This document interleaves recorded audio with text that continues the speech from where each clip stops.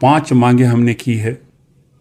उसमें से एक है सभी पेंशनर्स भाई और बहनों को 10,000 प्लस महंगाई भत्ता मिले और उनके मृत्यु के पश्चात वो उनके परिवार को मिले। दूसरी मांग है हमारी है सपत्नीक मेडिकल सुविधा मिले।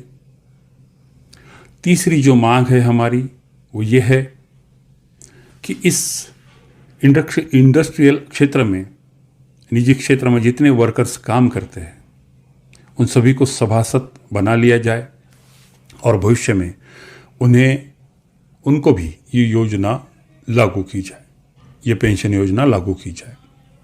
चौथी हमारी जो मांग है वो ये है कि जिन्होंने अपने वेतन से पूरी कटौती दी है उन्हें हायर पेंशन लागू किया जाए। और पांचवी हमारी जो मांग है वो ये है कि सभी पेंशनर्स भाई और बहनों को प्रधानमंत्री आयुष्मान योजना लागू की जाए। यदि हमारी ये मांगे जल्द से जल्द पूरी नहीं होती है तो हम 1 मई 2022 से धरना आंदोलन शुरू करेंगे। 1 मई ये जो दिन है ये जागतिक मजदूर दिवस है, इसका एक अलग महत्व है। यहीं से वर्कर्स की लड़ाई शुरू हुई थी और उन्हें सफलता मिली थी, जीत हासिल हुई थी। इसी दिन पहले आंदोलन की शुरुआत हुई थी। तो हम 1 मई 2022 से इस धरना आंदोलन की शुरुआत करेंगे। हमारी जो मांगे है वो माननीय केंद्रीय भविष्य निधि आयुक्त के दायरे में आती है, इसलिए हम ये आंदोलन है उन्हीं के मुख्य कार्यालय के सामने करेंगे।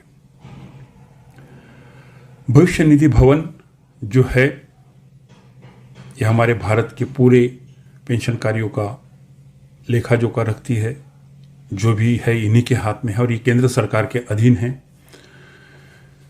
हमारी मांगे, हमारा दर्द, हमारा संतोष केंद्र सरकार तक पहुंचाने का काम माननीय केंद्रीय भविष्य निधि आयुक्त करेंगे। और हम जो हमारा आंदोलन है ये भविष्य निधि भवन के सामने, जो कि बिगाजी कामा पैलेस, रामकृष्णापुरम, नई दिल्ली, वहाँ का पिन कोड है 110066, इस स्थल पर पड़ता है। इसी स्थल पर हमको आंदोलन शुरू करना है। आंदोलन पूरी तरह शांतता के मार्ग से होगा। हम हिंसा का पुरस्कार नहीं करेंगे। संवैधानिक दायरे में रहकर अहिंसात्मक आंदोलन होगा। यदि इस आंदोलन के दरमियान कुछ ऊंच नीच होता है, कुछ प्रतिकूल घटना घटित होती है, उसके लिए स्वयं आंदोलन में हिस्सा लेने वाला हर एक व्यक्ति जिम्मेदार होगा। वो व्यक्तिशः जिम्मेदार होगा, उसके लिए उसकी जिम्मेदारी किसी और पे नहीं ली जा सकती। हमारे बारे में भी ऐसा कुछ होता है तो उसकी जिम्मेदारी हमारी अपनी रहेगी। तो साथियों, खुद की जिम्मेदारी से इस आंदोलन में हिस्सा लेना है।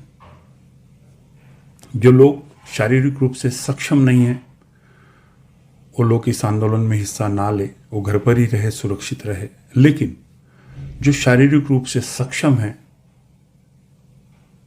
वे जरूर इस आंदोलन में हिस्सा ले।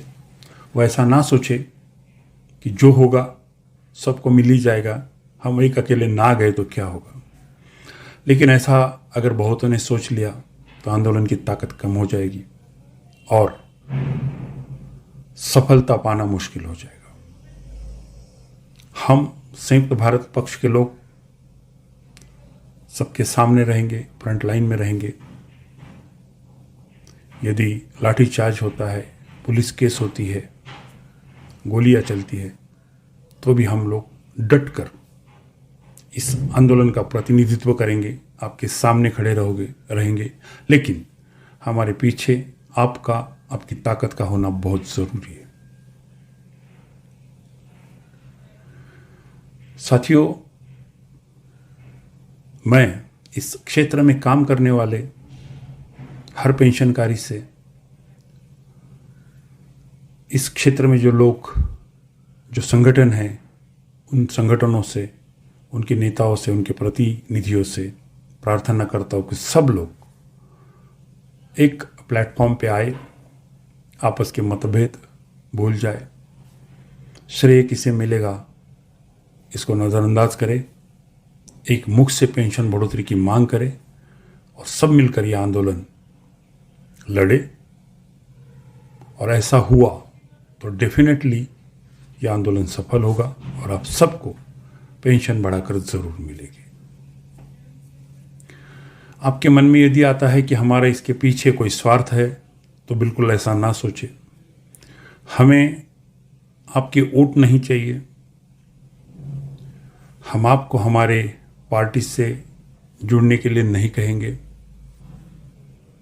हमें आपसे कोई चंदा भी नहीं चाहिए। हम स्वयं अपने जेब से पैसा खर्च करके आंदोलन के लिए आएंगे, रहेंगे और आपका नेतृत्व करेंगे। हम इस आंदोलन को एक समाज ऋण के तौर पर निभा रहे हैं। हमारे देश में कई पार्टियां हैं, विपक्ष में पार्टियां हैं, लेकिन कोई भी पार्टी आपका ये मुद्दा नहीं लड़ रही है।